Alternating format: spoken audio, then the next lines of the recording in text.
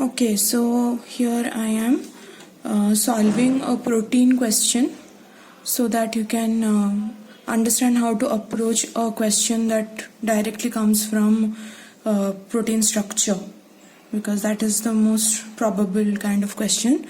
Here you can see that the first question says, chemists often represent the structure of organic molecules as skeletal formulae. So they are hinting at drawing a skeletal structure in which carbon and hydrogen atoms are left out. While write the skeletal formula for two molecules of amino acid and show the reaction and products of condensation. So they want me to draw the skeletal structure of two molecules of amino acid and show the reaction of condensation. That means I have to show how two amino acids are going to condense and become a dipeptide. On your diagram, identify and name the bond that is formed between the two molecules. So this is a 4-mark question.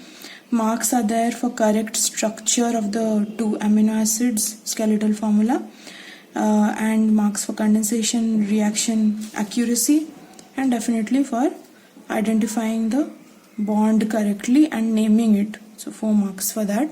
So for this, first I'm going to draw my first amino acid. I have to remember that the bond formed is a peptide bond between the C and the N. C is the carboxylic C and N of the amine group of the next amino acid. So first I'll draw the central carbon. It's okay if I draw it. I don't want to remove the carbons and hydrogen from the center, but I can remove it from the periphery. So this is a central carbon which is associated with an R group, a hydrogen atom. On the right I am going to draw the carboxylic acid group, because I want this carboxylic acid to react with the amine group of the next amino acid that I am going to draw. So this is how my first amino acid is going to be. So let's say I'm going to name it as amino acid 1, and I have to draw 2. So my next one, I will strategically place the amine group this way so that I can easily remove a water molecule. And again I'll draw the same thing with carboxylic end this side. So here I have to make sure that I'm not using any different color pen in my exam. For practice I can use, but not in the exam hall. So I'm removing this water molecule. I'll show that in the product. So here in the product I will have, I'll start from the amine side, where my carbon has its R group and H undisturbed. C double bond O is there, but I don't have this OH anymore, and this C will directly bond with the N of the next amino acid. That is, I forgot to write, this is second amino acid. This is my peptide bond. This nitrogen still is associated with one more hydrogen. Central carbon, it's hydrogen at the bottom, and I have my C double bond O, OH, sorry for the clumsy corner answer. And because they have asked me to show the bond that is formed, I'm going to circle it and call it, make sure that you give the arrow clearly.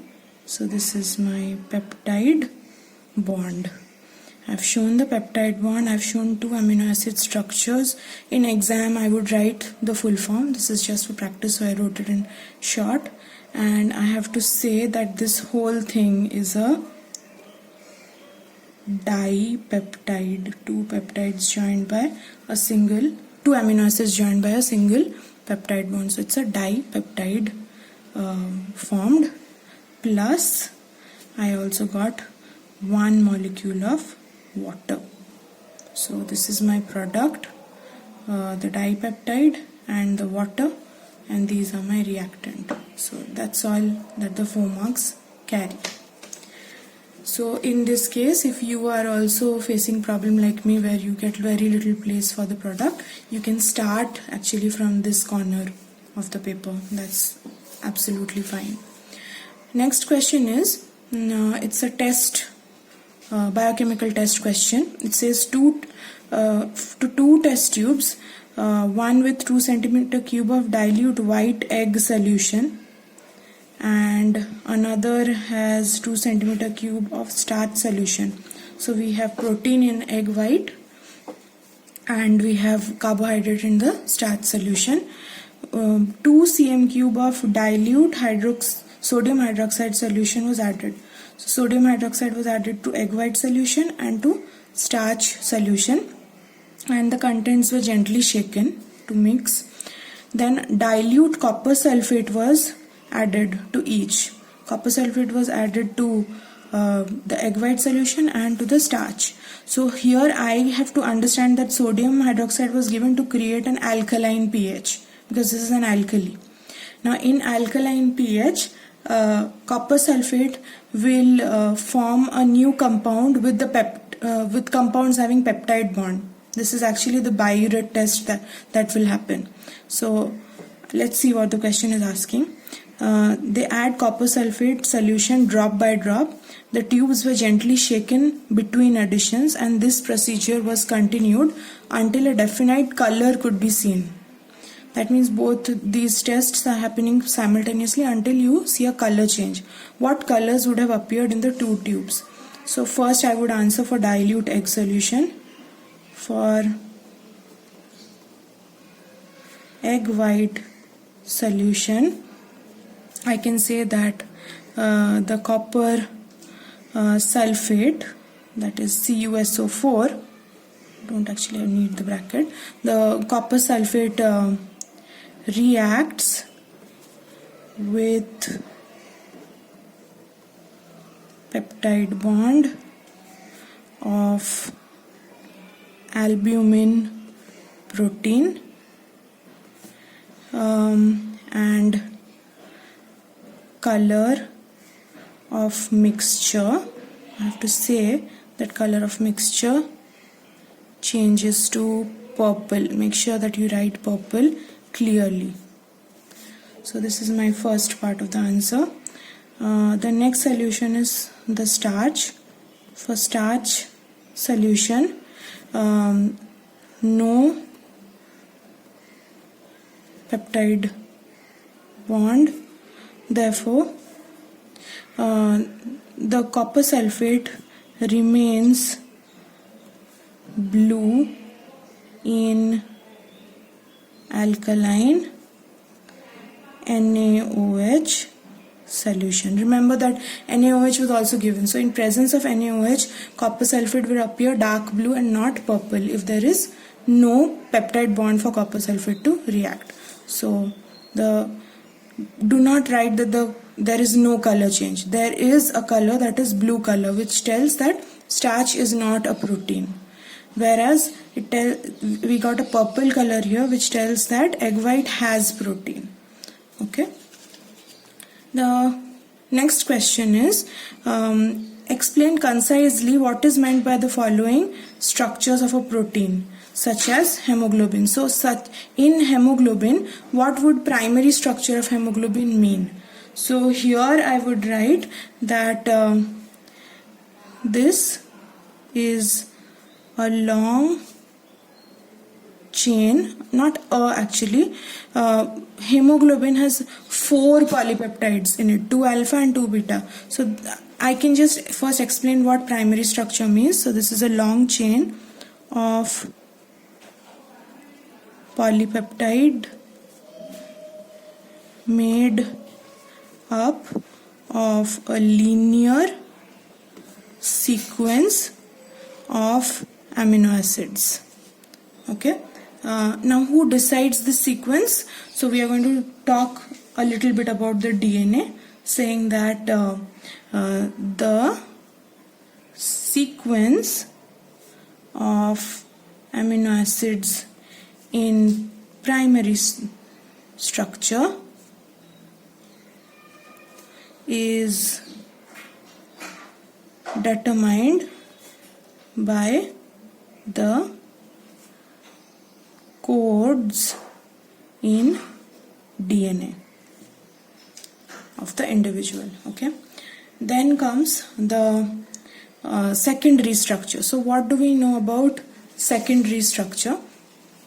We know that secondary structure is just bending and twisting of the primary sequence. So I can straight away write that when the linear chain of polypeptide twists or bends to form alpha helix or beta pleated sheets, secondary level of folding due to hydrogen bonds. So it's the hydrogen bond that causes the secondary structure. Secondary level of folding due to hydrogen bonds within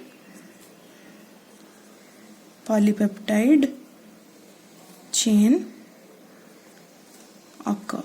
So this occurs within the same polypeptide chain. Now what about the tertiary structure? So tertiary structure, you can say that this level of folding of whole polypeptide chain is due to interaction between R groups of distant amino acids within a polypeptide chain. Okay, so the interactions could be hydrophobic interactions. I can mention that some interactions between R groups are ionic, hydrogen bonds, hydrophobic,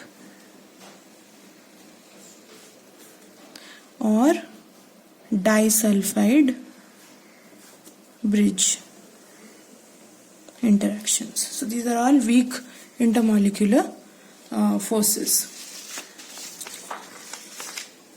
In addition to hydrogen bonds, 3 other types of bonds are important in secondary and tertiary structure. Actually, we already wrote it in the previous answer. Name and explain the chemical nature of these additional bonds.